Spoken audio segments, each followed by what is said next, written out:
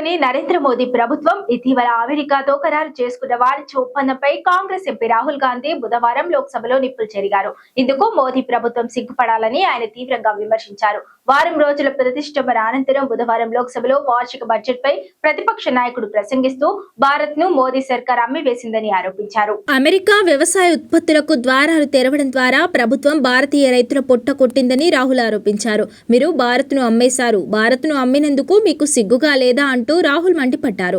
భారతీయ ఇంధన భద్రతను అమెరికా చేతుల్లో పెట్టి రైతుల ప్రయోజనాల విషయంలో రాజీపడి కేంద్ర ప్రభుత్వం టోకుగా లొంగిపోయిందని ఆయన ధ్వజమెత్తారు. అమెరికాతో వాణిజ్య ఒప్పందంపై ఇండియా కూటమి ప్రభుత్వం చర్చలు జరిపి ఉంటే భారత్ ను మీతో సమానంగా చూడమని ట్రంప్నకు చెప్పి ఉండేదని రాహుల్ చెప్పారు. ఇది పూర్తిగా లొంగిపోవడమే. ఇది చాలా విషాదకరం.